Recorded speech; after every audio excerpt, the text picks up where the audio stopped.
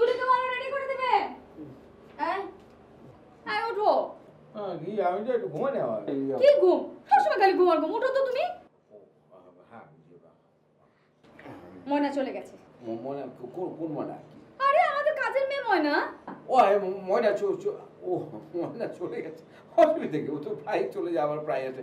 না আর আসার দরকার নেই। ওর যন্ত্রণায় আমি অতিষ্ঠ হয়ে যাচ্ছি। প্রত্যেকটা সময় ওর সাথে খালি খ্যাচ খ্যাচ খ্যাচ খ্যাচ, না আমি আর করতে পারবো না। সারাটা রাত সিরিয়াল দেখবে সারাদিন, আর সকালবেলা উঠে করবে কি রুটিটা সবচেয়ে আগে পোড়াবে। এটা কোনো কথা হলো? তুমি বলো। আর জানি না আসে, যেখানে ইচ্ছে সেখানে যাক। কোথায় চশমাটা কোথায়? আর ওই তো চশমা। ওই যে চশমা, হ্যাঁ দাঁড়াও আমি একটু তোমাকে ভালো করে দিয়ে দিব। শোনো, হ্যাঁ যে কয়দিন কাজের মানুষ না পাই আমাদের সবাইকে রান্না বান্না করতে হবে, এবং এটাকে মানে মিলেমিশে করতে হবে। আমার পক্ষে একা সম্ভব না। আমি স্কুলে যাবো না, প্রত্যেকদিন রান্না করবো। আজকে আমি রান্না করে যেতে পারছি না, করতে হবে না। আজকে রান্নার দায়িত্ব তোমার। এটা কেন? তুলি মিতু ওরা কোথায়? ওরা কি পারে না? পারে না রান্না? প্রত্যেকটা কথাই তুমি মানুষের ঘাড়ে চাপিয়ে দাও। তুমি জীবনে কোনোদিন বলেছো এই কাজটা আমি তোমাদেরকে করে আজকে দেখাই? না না আমি কি আমি করি না, আমি তুমি করি তো। কি করো? কি সকালে যাও রাত্রেবেলা ফেরো করো না?